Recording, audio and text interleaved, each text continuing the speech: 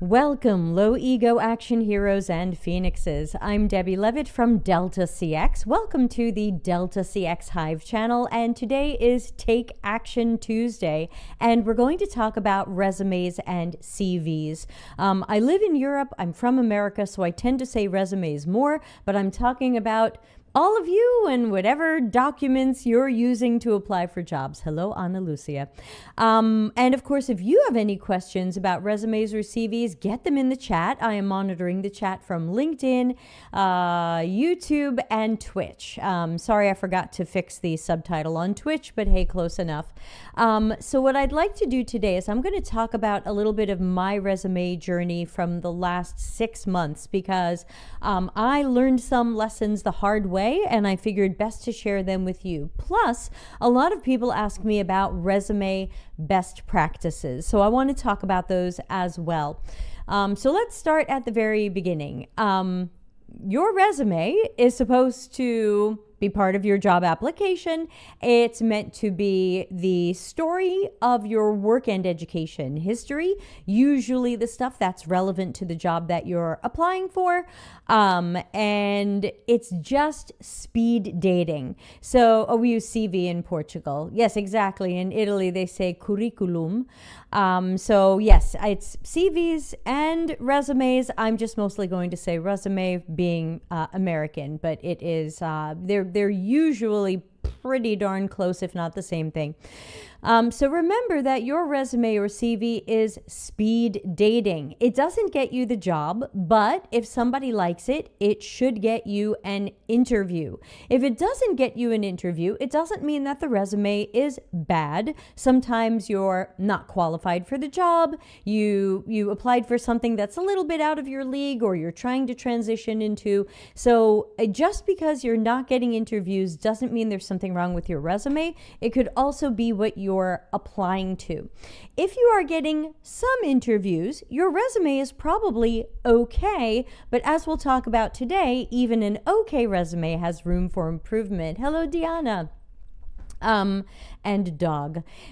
So I want to, I just realized you can see I've got some of my wall in the background. Which side is that? This side. Give me a second. I've got to move my green screen. Let's see. No, wrong way. Okay, there we go. Sorry, my green screen has a black border on it and you can see it. Perfectionist. Okay, so what I wanted to talk about today was the history of my tech resume. Goes back to 2013 when I met somebody at a meetup in San Francisco. I'm not going to name names. And he said, hey, here's the format of my resume. I'm going to send you the Word doc and I can get any job that I apply to. This resume is so great. It's the format and it just gets me jobs. And I said, okay, great. And I took that person's resume, I made my own version out of it, and I did okay. I got many jobs, some jobs I didn't get. I never really knew if the resume was great or not, or if it was just that guy and his experience. But for, over 10 years, I just kept hitting save as and making small changes to the resume, never really starting over from scratch. And so last summer, I think it was August, I did a podcast recording with someone, and I don't think the podcast ever came out. We recorded for 90 minutes, and he has an AI podcast, and he wanted to see how ChatGPT would rewrite my resume. Hi, Romit.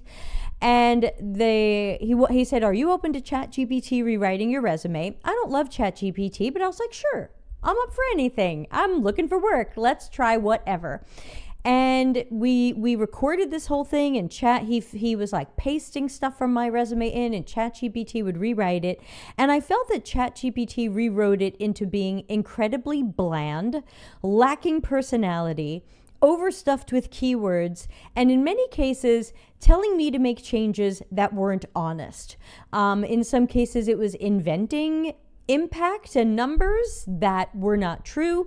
It was asking me to use keywords that were not honest for the job that I had. So I drew the line at honesty. I did not go with any of the suggestions that ChatGPT gave me that were not honest. But pretty much anything else it suggested, I said, fine, let's try it.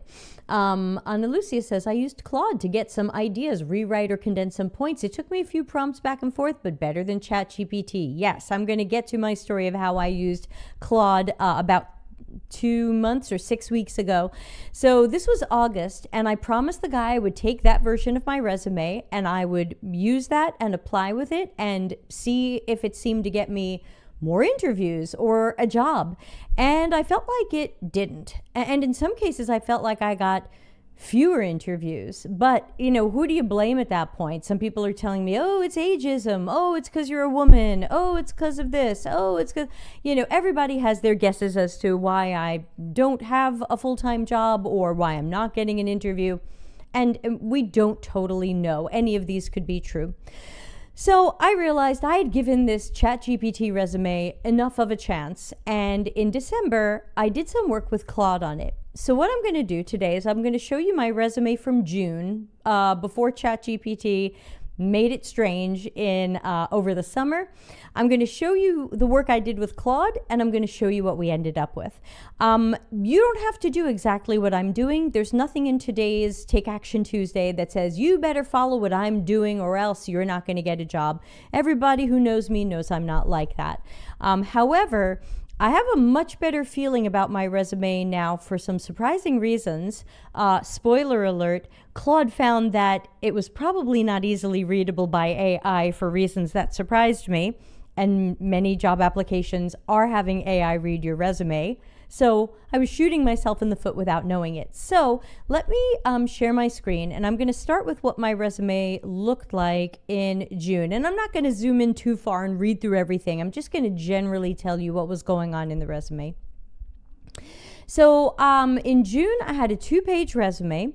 And in general, the format of it was I was using very small text, which I didn't care about because I realized it was mostly being read by computers, and that anytime I sent it to a human, they could just zoom in on it on their screen. We used to do resumes with much bigger type because we cared about people's abilities to read it, and we were printing it out and we were bringing it to jobs, and so you didn't want to have a resume with really tiny type. But I decided I don't care because this is mostly being read by AIs and robots and algorithms, and more secondarily looked at by a human, and they can always zoom in on their screen because they're getting a Word doc or a PDF.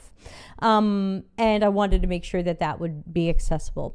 So this is what I had before. I had work going back to 2014. I was using some random bolding so that different things would jump out at people. My sections were professional experience, media and publications, main skills and talents, which is really keyword adventure, recommendations, which were quotes from people who had worked with me, and my education.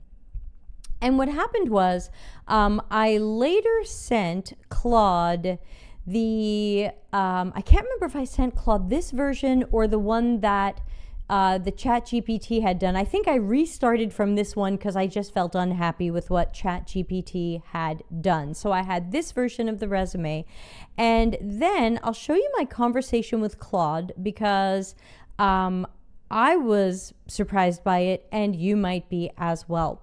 So this is the actual conversation with Claude, and I'll try to zoom in a little bit to see if we can make it a little bigger. Hopefully that looks okay to people. Yes, maybe. So basically, I uploaded a PDF of my resume. Is it the same version or is it the chat? It might be the ChatGPT version. So, which I didn't show you, but it just made it blander with more keywords. I said, okay, critical thinking time. What's wrong with my resume? And it said, oh, visual density, use more space. And I knew that. I knew that I'd packed this thing tight, knowing that not a lot of humans would read it. Now, how did I know not a lot of humans would read it? Because I have something in there designed to be a conversation starter. I have weird stuff in my resume that literally says, if you're a human reading this, this is a conversation starter. And no one mentioned it. So you have chronological inconsistencies, you don't have enough metrics and impact, and then it said at 3 pages, it's longer than 1 to 2 pages. The fun conversation starters is taking up space, and your skills are at the end, maybe they should be at the top, and formatting inconsistencies. So here's me responding to it, but I said, it's 3 pages, oh shit, I'm aiming for 2. And it said, well, here's what we could do to get it down to 2 pages. You could trim this, you could take this out, you could do this, that. And eventually I just said to it, my PDF is only 2 pages. What's page 3 for you? And then it said, oh, wait, I'm seeing the same content twice. There's a lot of document content tags. There's overlapping content. I thought it was 3 pages. Now I see it's 2 pages, and I said, uh-oh, we better fix this. And I sent it my Word file, and we started talking about different PDF settings and what should this look like and what should that look like. Then I sent it the Word document, and I said, is there anything in Word that is causing this? And then it said, oh yeah, you've got all kinds of mess in this Word document. I would strip this thing out. I would select all, copy, paste it into Notepad, bring it back into Word, and start again. And so I'm going, how do I get rid of Markdown? I don't even know I have it. And now I have to recreate all the styles manually. And this was a very long conversation that I spent about an hour on with Claude's going, finally, I said, look, I don't even see the things you're telling me you see there. So we're just going back and forth, straight quotes, curly quotes. I'm pasting word settings. And it's trying to help me. It saw quote problems. It saw $ problems. And eventually, what we ended up doing was, and this is here somewhere, was we just went in slow motion.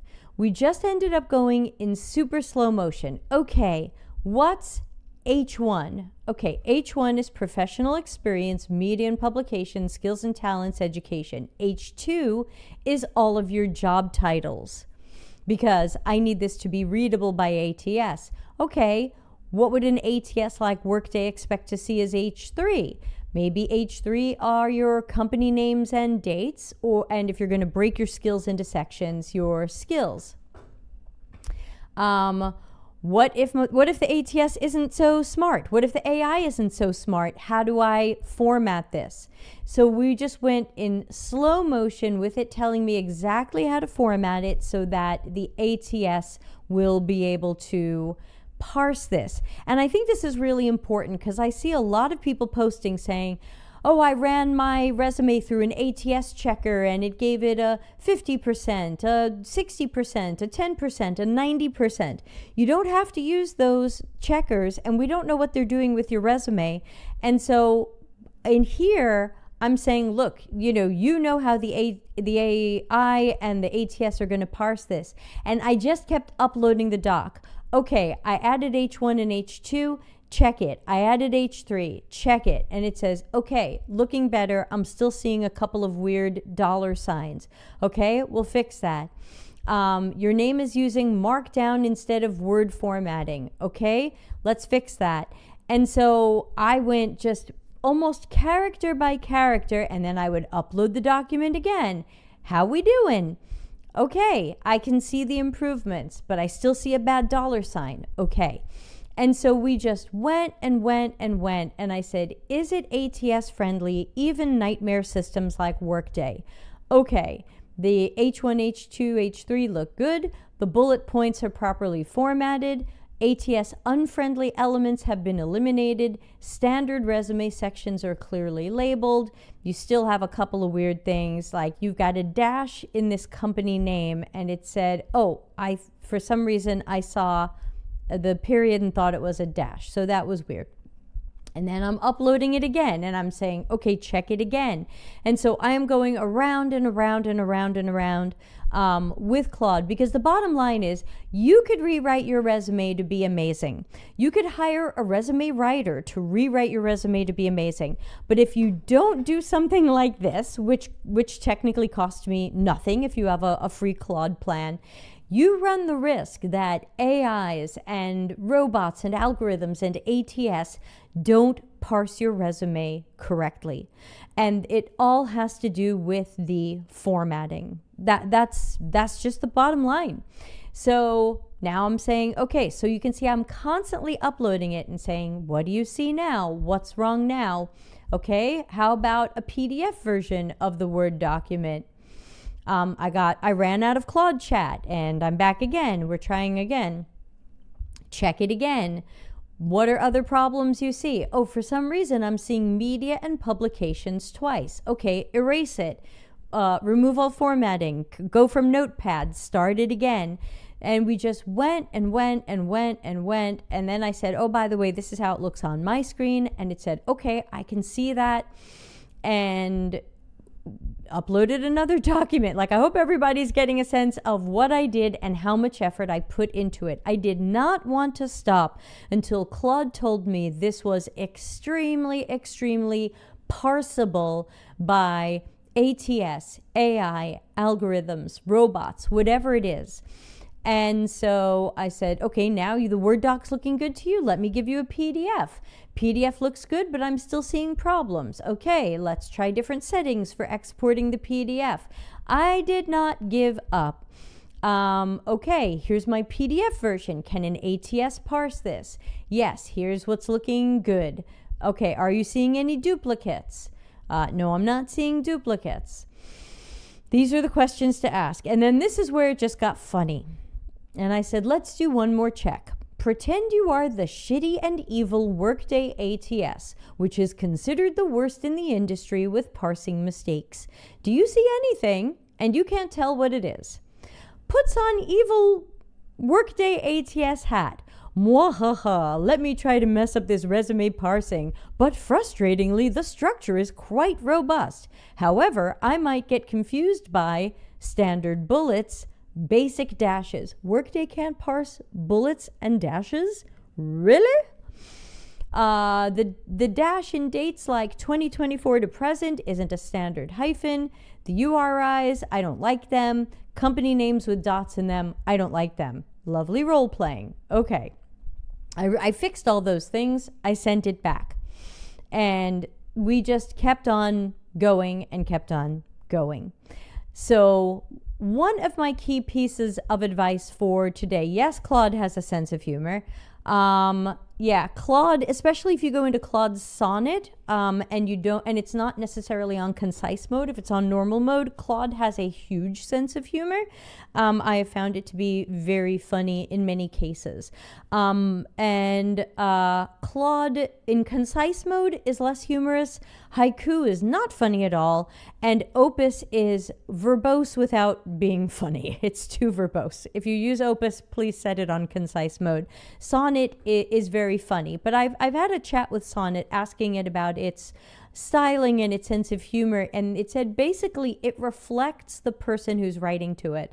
And so it recognizes if I use humor, if I use swear words, it decides it can be fun and loose also. It said if people write to it with an angry tone, a demanding tone, a cold tone, it responds just professionally and coldly. So if you go and be silly with Claude, Claude will be silly with you. You can rein it in if you need to. I've not told you all about the days Claude spent making ham jokes. Very weird. And then even when I stopped talking about it, days later it would be like, but here's a ham joke. And I'd be like, you're obsessed. And so, yes, Claude has a sense of humor, but more importantly, I feel more confident that my resume is much better. Content-wise, Claude said it didn't see a lot of problems with the content, other than it would be great if I had more metrics and impact, which, you know, as a typical UXer, I unfortunately don't. So ultimately, the content probably wasn't the problem, but the formatting probably was, and who knows for how long. So where humans were looking at my resume, that might be where I got my interviews, where ATS was kicking me out of the system for not having keywords or not being able to read the stuff. And so I don't have a good update for you from the perspective of how's it going, because I haven't been applying for very many jobs in the last 6 weeks. It was the holiday season, then it was January. There aren't as many jobs. Many of them want you in the office. I'm nowhere near an office. I have to find remote jobs. So I've only been applying to remote jobs, which is obviously a much lower number of jobs. I am not the person putting in 20 to 50 applications a week. I'm the person putting in 3 applications a week. So I don't know how this is going to work out, but I have a much better confidence level in it because I feel like I solved my main problems. When Claude told me my 2-page resume was 3 pages long, that was just complete panic. Now, a lot of people will tell you your resume should just be 1 page. Get everything on 1 page. That made more sense back when humans were looking at it. And if you gave humans a 2, 3, 4, 5, 6-page resume and they didn't feel like reading all that, they would read or skim the first page and just say, do we want to meet this person or not? So the advice was always either have a 1-page resume or put all the stuff on the first page. Certainly for someone like me who has had a longer career, it's very hard to have a 1-page resume, especially given all of the areas where I've done work or have specialties or experience. So I will show you the resume I have ended up with as of mid-December. So this is still very much in an experimental phase. I'm happy to keep changing it and evolving it. This is never going to be done. It's just going to be constantly improved. So let's go to it and I'll zoom in a little bit on it. So now we have much clearer hierarchic stuff. I've got my H1s much more clearly. I'm using my H1s in my styling. I've got my H2s, I've got my H3s. I made sure my bullet points fit a certain style that Claude was recommending. I'm still using some pretty small font, but I increased some of the line spacing in case a human reads it. Yesterday in Gaming says, employers now might feed our resume into an AI and just dialogue with the AI instead of reading it themselves. Maybe a next step would be to ask, based on my resume, would I qualify for this job, and feed it something to test. I did do that. So you can definitely do that. Great advice from Yesterday in Gaming. You can upload your resume. You can go to the job description. You can do a select all or select some of it, copy, paste. Do I qualify? You know, would an ATS or AI see me as qualifying for this? I think that's a great idea for working with AI as well on this. So now I've got, I turned my initial, what used to be a paragraph. So let's zoom in a little bit on some of my pages. I turned my initial paragraph into bullet points. I wanted it to be easier for a human who sees this to go, CX and UX, bunch of stuff, change agent, leader, team builder, blah, blah, blah. I just wanted to put all that stuff up top and make it bullets, because so many people don't like to read paragraphs, and especially long paragraphs. I put in leadership style, which I think was recommended to me by ChatGPT from last summer's podcast that never aired, and I thought that was interesting. And then I have my fun conversation starters for humans. This is a little bit of a test to see if a human has read my resume, because if a human has read my resume, they usually ask me about one of these, like, oh my God, I saw on your resume that you met your husband on OkCupid. I want to hear about that. Or, oh my God, Seth Godin wrote about you in one of his books. Oh my God, I love him. Tell me about that. So these are my conversation starters. I used to have a different variation of this in an older version of my resume, and it did start conversations. People would look at it and go, what? eBay told you were too innovative? What did you do? And I found that when humans looked at it, I could tell when a human looked at my resume, this is maybe the 2-year-old version of it, because they saw that and they got curious. Oh, by the way, if anyone is trying out some of the ideas, try it later. Claude is having a partial outage. Oh no, that is not good. Sorry to hear it. Yikes. So I'm just looking at an old Claude chat. I'm not actively in it right now. And then what's going on here? I have my my work, and I'm just using a tab between the company and the dates. I'm using the word to, which Claude suggested. It said that sometimes Workday chokes on dashes. So let's just take them out. I've got my bullet points. I've got some things bolded. My font is Atkinson Hyperlegible. It's a font I've fallen in love with in the last year. Now, everyone knows I'm not a great visual designer, so you may or may not agree with my choice of fonts, but Atkinson Hyperlegible was designed by the Braille Institute to be the most readable font possible, and I hope it is. And so that's what I've been using. I published the Life After Tech book in Atkinson Hyperlegible, and I hope people are finding it easy to read. I like that the bold really seems to be a nice, much heavier weight than the not bold. So this is what my CV or resume looks like. This is now page 2, and I still have it only going back to work experience before 2014. I put my company last because I would rather that people see some of the other jobs I did instead of my company first, because sometimes people are impressed by seeing other names or other jobs than the stuff you did for yourself. And I was able to fit my last 4 jobs on the first page before anybody goes to the second page. So even if they were to just skim this, you'll see that I've got both individual contributor jobs and leadership and consulting jobs just on page 1. If you continue to page 2, you start to see that I've got design jobs as well, which weren't mentioned on page 1, as well as leadership. It's all different stuff. And then I didn't bother putting the dates for my own company because it's long. I listed some of my publications in bullet form. Does anyone care? If the job says we want thought leadership, hypothetically, they should be happy to see this, but you never know. I've been told sometimes that people were impressed by this, and I've been told sometimes that people think I've accomplished too much and my personal brand is too strong, and why would I ever want to work for them when I have all these books out and I must be rich and famous? No, I need a job, y'all. So, it's hit and miss with that stuff, but I figured I would try it out.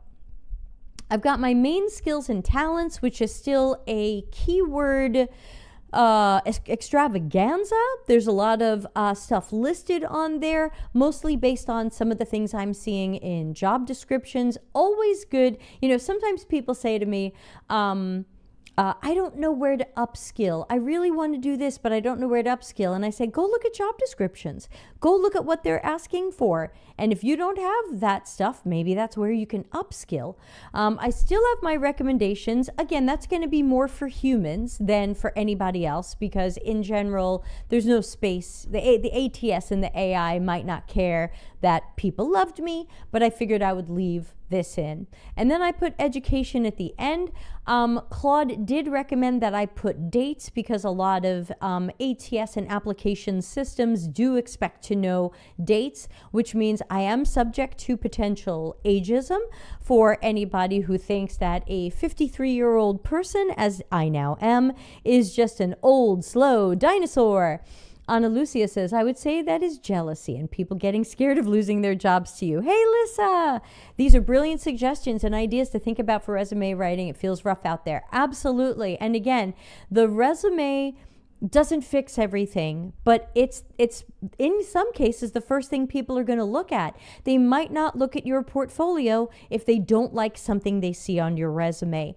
And one of the key things that I want to say about resumes today, this is my big key thing, so I hope we're not in a Twitch ad break. Twitch, are we in an ad break? I forgot to open up my Twitch screen and make sure we're not in an ad break. Hold on, because this is going to be a big point. Let me see. Twitchers, ad break in 55 seconds. Crap. Okay, let's do a Twitch ad break and then I will tell you my important thing.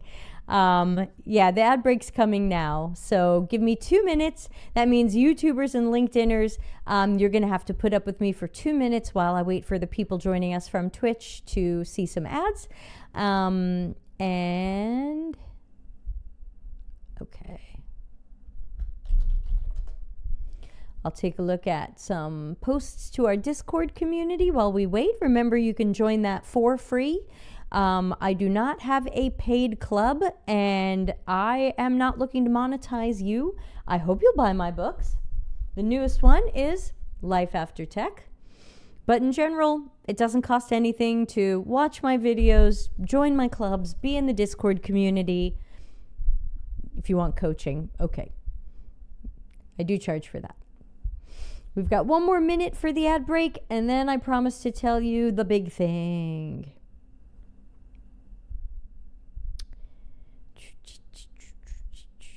Let's erase some emails while we're talking.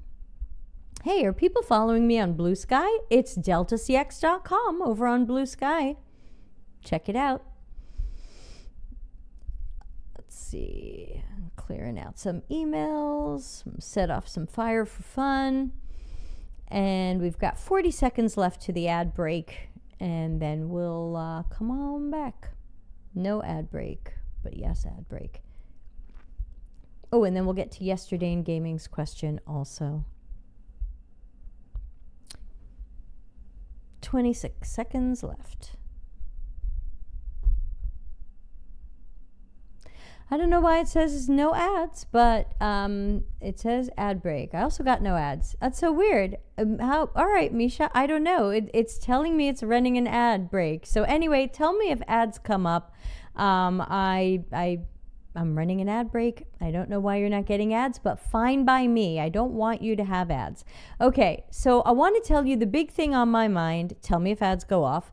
And then we'll get to some of your questions and comments. Let me go back to my window. Okay, you never see the ads. That's cool. Okay, so the main thing that I wanted to tell people, oh God, I forgot to write it down. Now it's all over the place. Okay, let's talk about how many resumes or CVs should you have. Some people say, oh, you need to have a whole bunch of resumes and CVs. You need to have one for a senior UX researcher job and a mid-level UX researcher job and this job and that job. And I say, look, you can do that. I am not doing that, and I may or may not be doing it right. So it's up to you to experiment and see if having multiple versions of your resume gets you more interviews. If it gets you more interviews, then it's working. Generally, I'm applying to the same types of jobs, so I feel like for me, one resume should tell my story well enough. Two. Yeah, I have one version of my resume, and I can't say always have one version or always have 6 million versions. It's really about what you find tends to work and how many different types of jobs you're applying to. But we have to remember that in the old days, and I mean old days, we used to write our resumes from the perspective of we've got to show them that we can do the job. And I think that's changing, and it's a point I really want to make and see what people think of it. Now, I think that companies are so much pickier.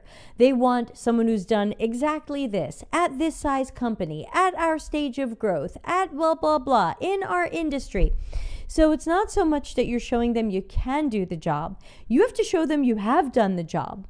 And so the best resume is the resume or CV that says, Yeah, I've already done this, because that seems to be what most companies want right now. They want the person who's already done this or been doing this versus the person who hasn't really done it and is hoping to get a chance to do it.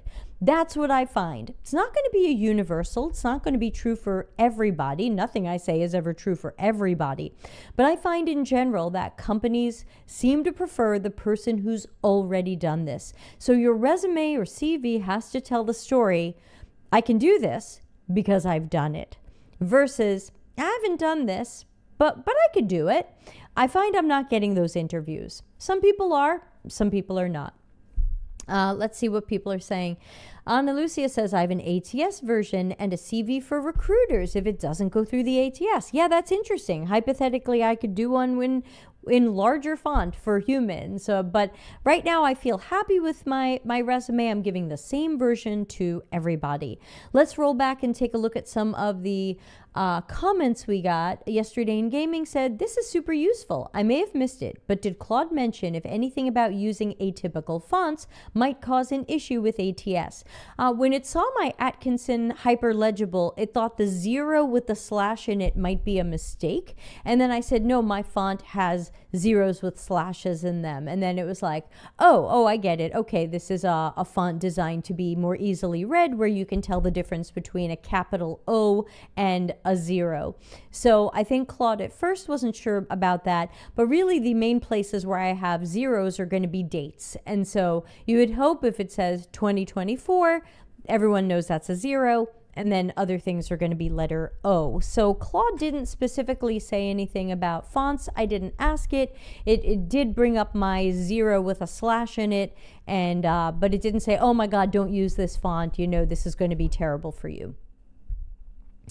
Deanna says, how about when you switch profiles or careers and you lack experience?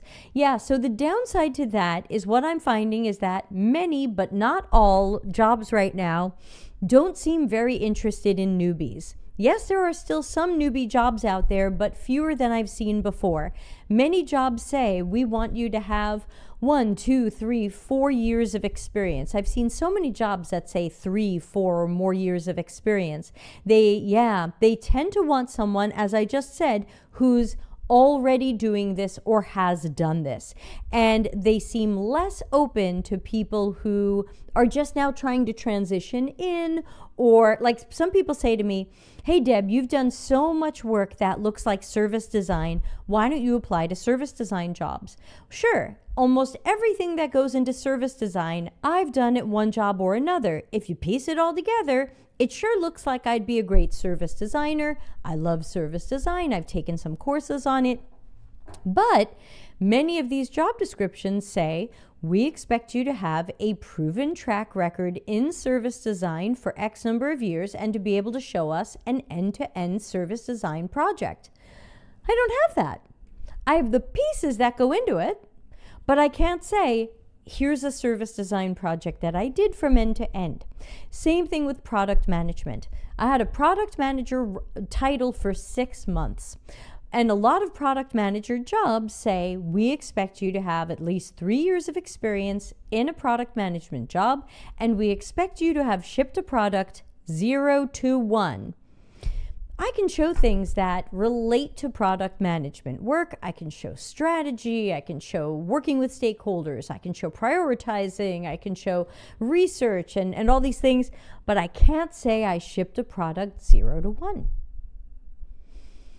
And so all of the wacky stuff I could put in a CV, as long as it's honest, is not going to get me those interviews if that's who they're looking for. And that's why I warn people about applying for jobs outside of what they're qualified for. And I even see posts on LinkedIn from people saying, I'm a hiring manager.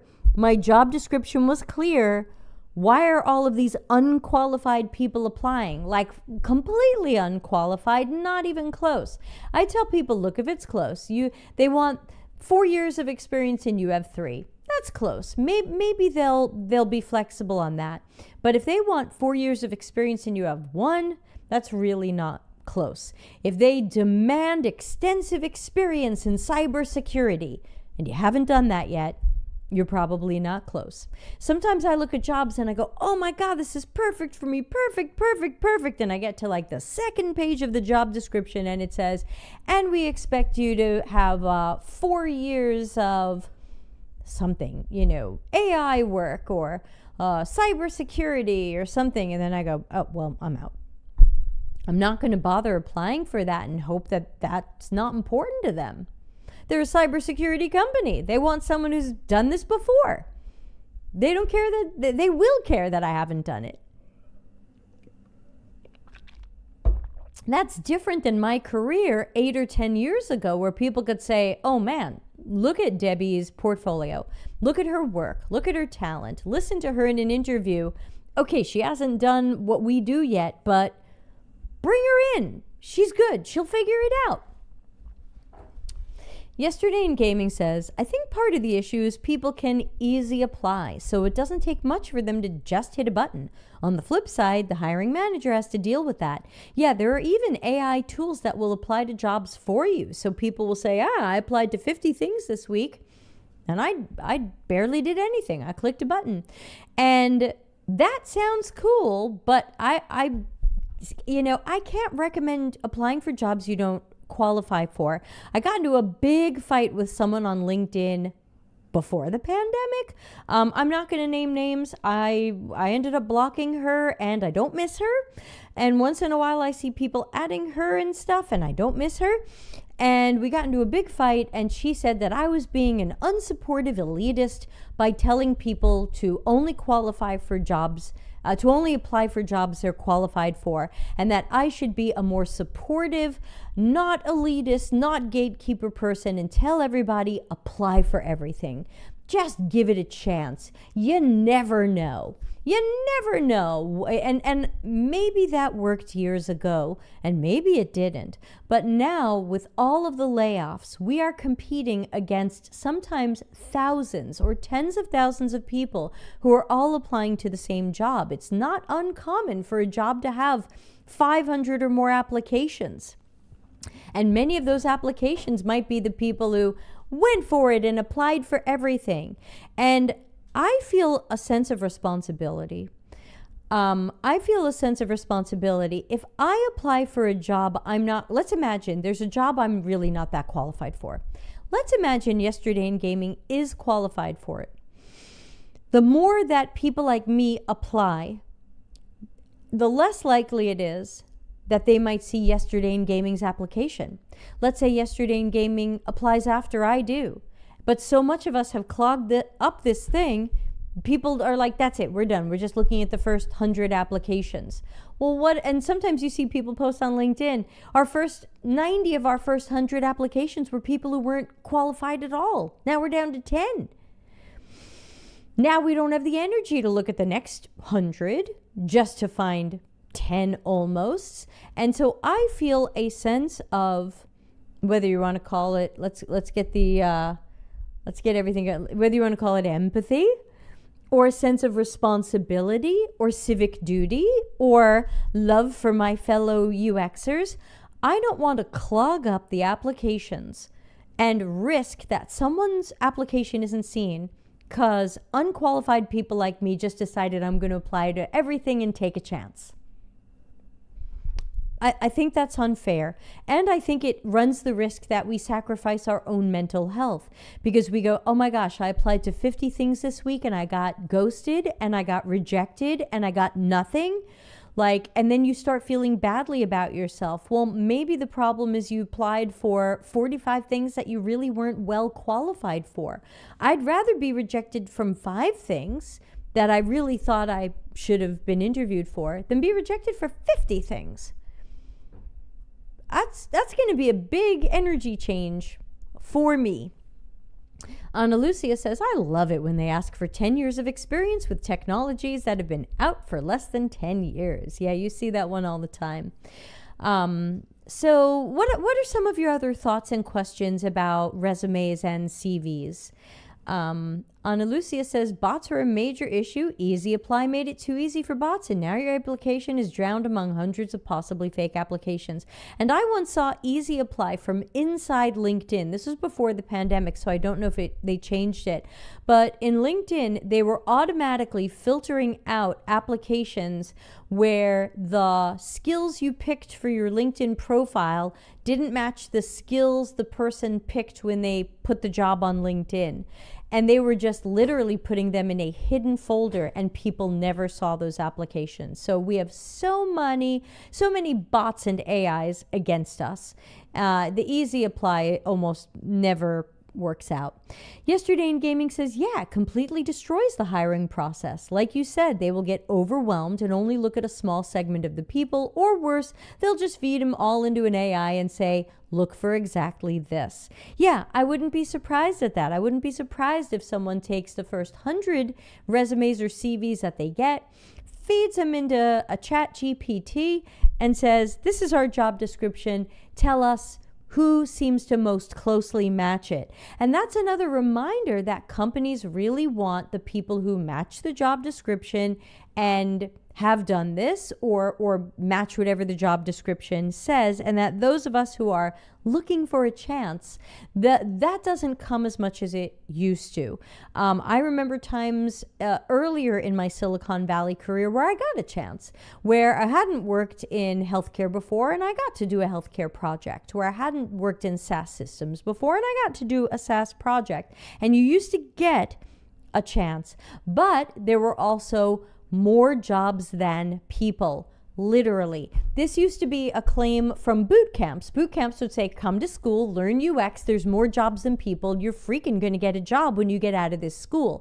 And maybe that was true in 2016 into 2017, but then it stopped being true because the boot camps made it not true.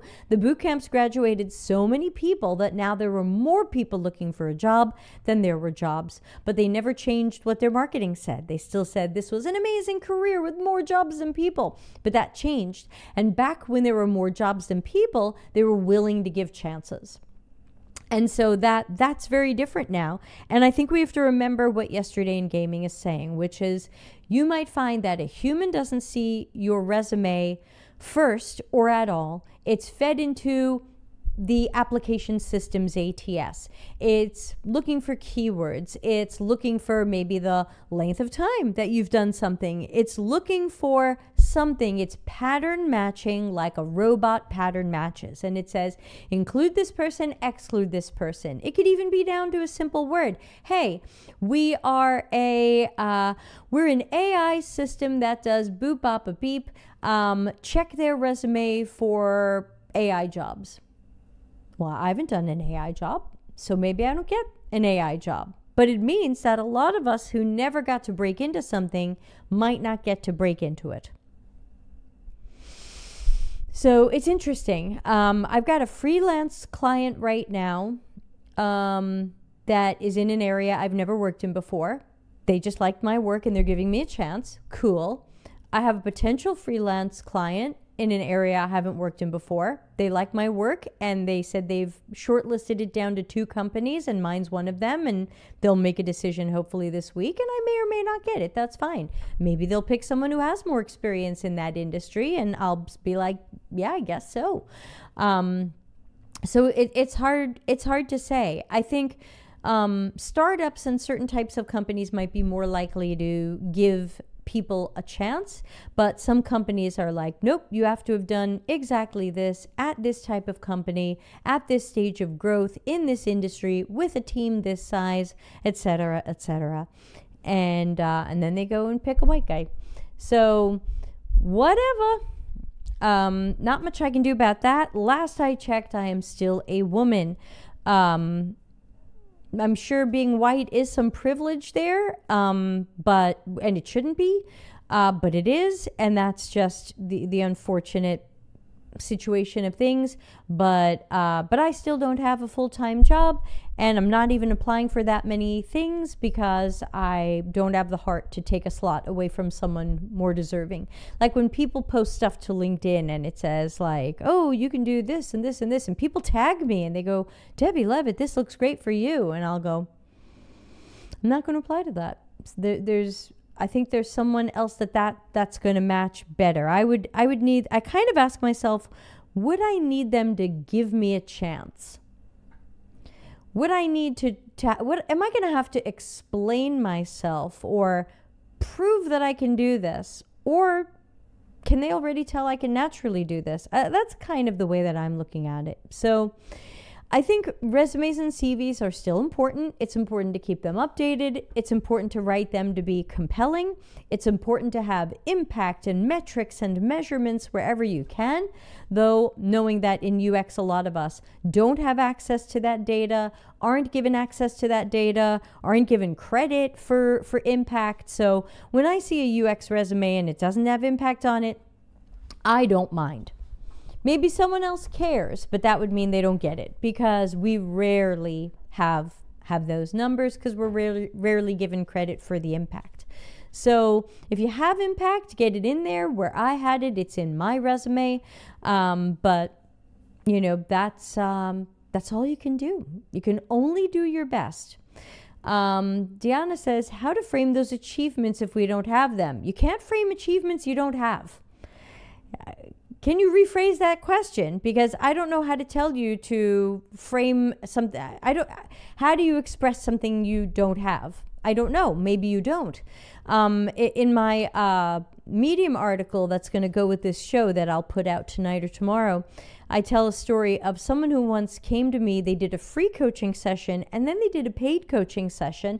And both times they asked me to reconfigure their resume. They were a developer.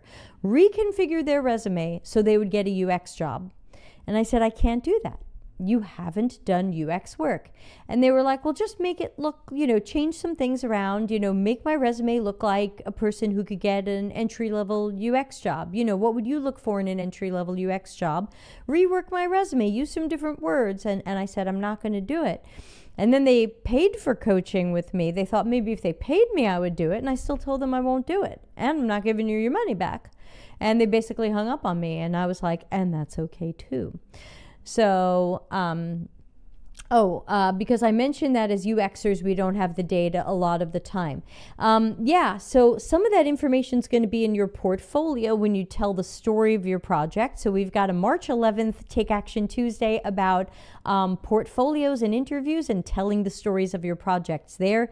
So typically, in a resume, if I don't have impact, if I have something, I'll give it. If you have some sort of story or anecdote or thing you think you can say, I use it. Otherwise, I just stick to the facts in the resume to show that I've done the work. Because what are people looking for? They're probably looking for that you've done this type of work. You have the number of years of experience they're hoping for. You've used the tools and the systems they're hoping for. Sometimes they're looking for experience in a certain industry or with a certain technology.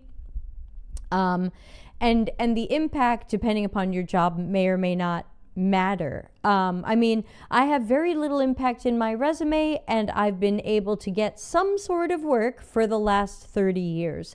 Even now, I don't have a full-time job, and I'd prefer to have one, but I do have some freelance work, and they're nice people, and I like the project, and I'm happy to do it, and so so in some ways this is still working for me, even if I don't have the traditional full-time job.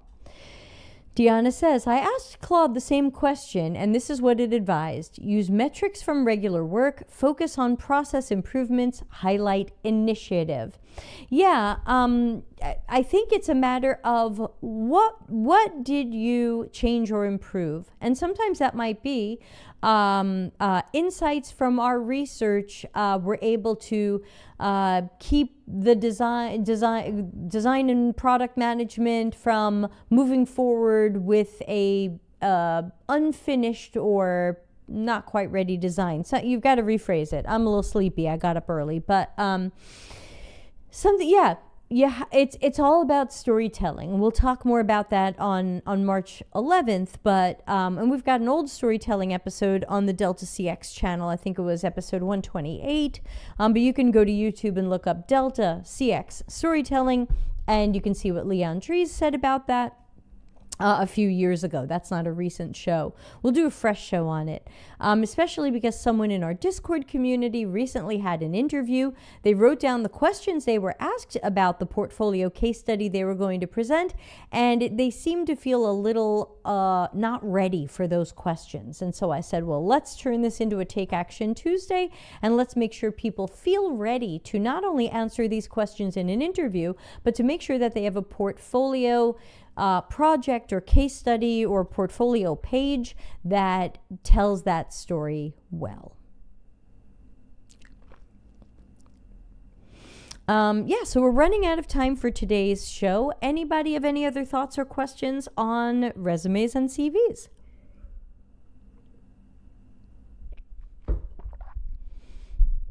While we check that, I will take a look at my calendar and tell you what's coming up next.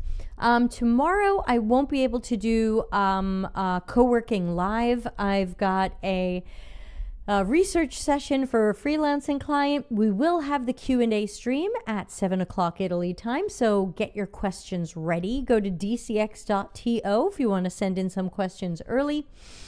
I might do a co-working stream on Friday to make up for it. We'll see. Saturday is karaoke. I have planned some songs about work. Next Tuesday, we're going to be talking about time management. A lot of people have asked me, Debbie, how do you get so much done? How do you stay organized? How do you get it done? I'll be talking about time management from the perspective of what works for me. It's not going to work for everybody, but maybe something I say will give you some ideas that will be worth experimenting with, and you can see how it goes. Ana Lucia says, I have one thought, but nothing we can do about it. I would say the hiring processes should be revamped. It's outdated and there are too many ways to overwhelm recruiters. Misha says, I want to bring back job fairs. I do much better face-to-face. Diana says, I agree with Ana Lucia. Yeah, I agree with all of you. I think the hiring process is very broken, especially when we see so much rampant ageism, sexism, racism. You know, plenty of people have run experiments where they have sent in their identical resume with an anglicized or traditional, even though traditional is not the right word, but I mean traditionally Anglo-Saxon name, and magically found that their name didn't get the interview, and John Smith, Robert Williams got the interview. So there's a lot of really bad bias in this stuff. I remember some years ago, and I think it made my Delta CX book, I can't remember, but I remember some years ago calling out some companies that had obvious ageism in their job descriptions. It was like, we're a young, fast-moving team, and I was like, it's so amazing that the people who think I'm an old dinosaur and I'm too slow for their whatever are also the people who then hire me to coach their team because the team doesn't know what the fuck they're doing. So yeah, go ahead. Tell me how slow I am. And I remember, you all remember when Karin used to come to all of our streams? I love Karin and I miss him. Yes, he's still alive. He just hasn't been coming to the streams. I think he's still alive. I better check. Anyway, you never know. I remember when I finally got to work with Karin, he said to me one day, I'm watching you work. I can't believe how fast you work. I can't believe how many steps ahead you are. I can't believe how fast your mind works. I can't believe it. And I was like, that's very sweet coming from someone half my age. I mean, he's got to be I think he's 23 years younger than I am, and I'm 53. So yeah, I know I'm fast. I know I'm not slowing down. I know my brain is fine. What's my problem? I'm slightly overweight. Fine. My brain is still good and I'm fast and I work fast and efficiently. And it's so strange for people to treat me like, oh, you're a dinosaur because you didn't get into NFTs. I'm so sick of all of the gaslighting.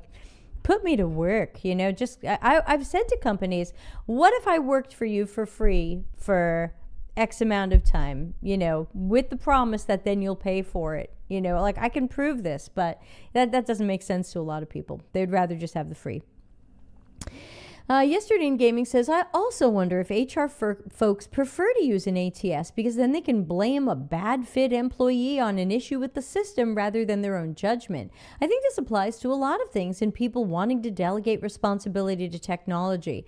I think that's a maybe because hypothetically, even if the HR person does that, we're still supposed to be interviewing these people. And many companies are putting people through what? 3, 4, 5, 6 rounds of interviews? At that point, you can't be like, yeah, we put him through 6 rounds of interviews and we hired a bad person or the wrong person or an unqualified person. I think you should have caught that somewhere around round 1 or 2. So there isn't a great excuse for that. Ana Lucia says, I don't know about that. Even their KPIs can be horrible. For example, sending X messages on LinkedIn. Look, how can that even be tied to good recruitment? Deanna says, that's a problem that HR and hiring people can't see all that in a CV. Yeah, exactly. It's like Misha said. Remember when we used to go to job fairs or companies would hold when I lived in Silicon Valley, a company might hold a networking party because they wanted to really meet you.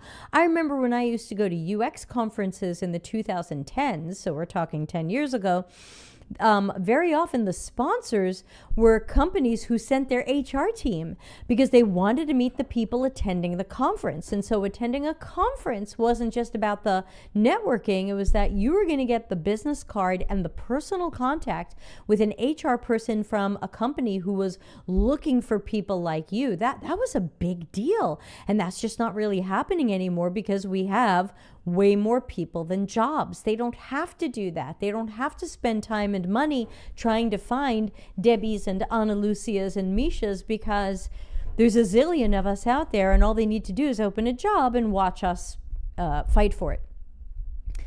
Ana Lucia says, and now we have AI interviews and interviews where you record yourself answering questions. Yeah, I haven't done that yet, but I don't look forward to it. Yesterday in Gaming says, yep, that's what I'm getting at. They could delegate the interviews to AI. Yeah, but then I don't get to ask questions that I want to ask. Sometimes people have told me, oh, I love screening candidates because I really judge them by the questions they ask. And it's like, okay, this is a two-way street. You're asking me questions. I'm going to ask you questions.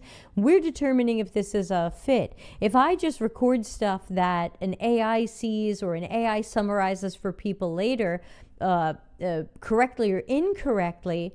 Like I had a problem yesterday. Claude hallucinated something, and it's so rare that Claude hallucinates things based on the conversations I have with it, but holy cats.